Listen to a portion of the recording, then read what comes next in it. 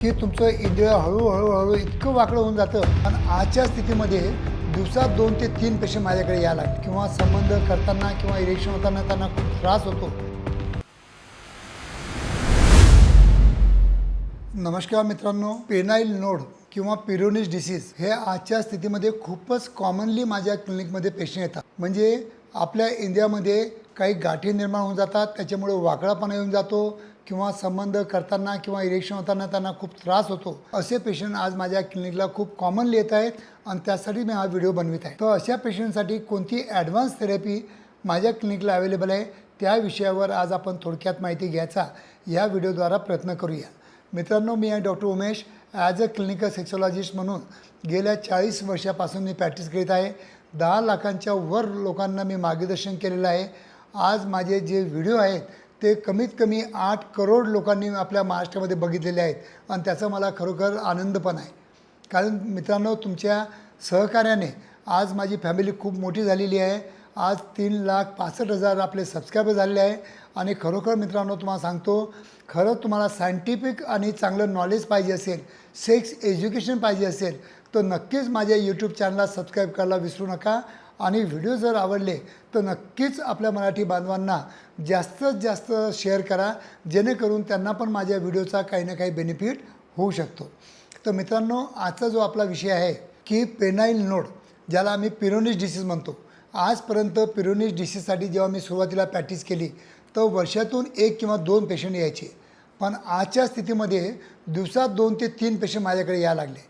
याचं मुख्य कारण म्हणजे आपल्या व्हायग्रासारखे किंवा टॅडॅलापिलसारखे जे औषधी असतात त्याचं सेवन आज आपल्या समाजामध्ये क्रोसिनपेक्षा पण जास्त वाढलेलं आहे. आणि करतात काय हे टॅबलेट की गरजेपेक्षा आपल्या स्नायूंना जास्त फुगवून टाकतात आणि जास्त फुगवल्यानंतर जर नॉर्मल स्थितीमध्ये, फ्लॅसिड स्थितीमध्ये त्यांनी अपेक्षित असतं की मूळ जागेवर यावं, तर मूळ जागेवर न येता मध्येच कुठेतरी हे फायबर चिपकून जातात आणि त्याच्यामुळं गाठी निर्माण होऊन जातात.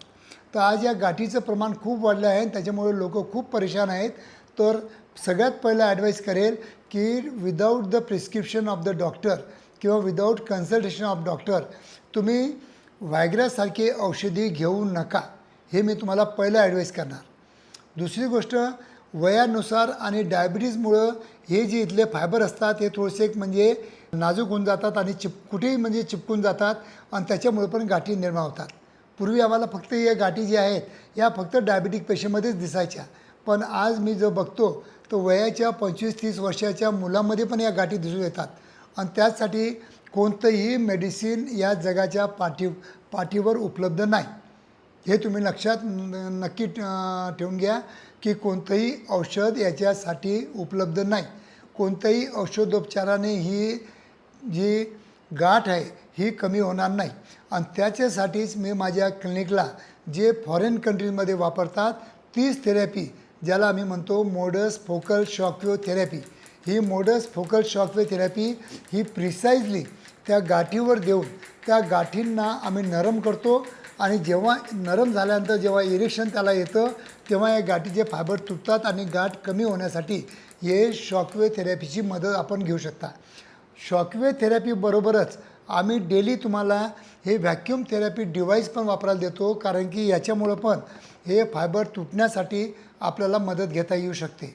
तर या 2 थेरपी तुम्हाला कंबाईन बेसिसवर करावं लागतात आणि या गाठीचा इलाज ताबडतोब तुम्हाला करून घ्यावा लागतात, कारण की या गाठी दिवसांदिवस वाढत जातात आणि एक दिवस मित्रांनो असा येतो की तुमचं इंद्रिय हळूहळू इतकं वाकडं होऊन जातं की तुम्हाला लघवी करायला पण त्रास होतो, लघवी तुमची अंगावर होऊ शकते आणि इरेक्शन झालं की तुम्हाला खूप पेन होतं आणि तुम्ही प्रॉपर इन्सर्टच करू शकत नाही.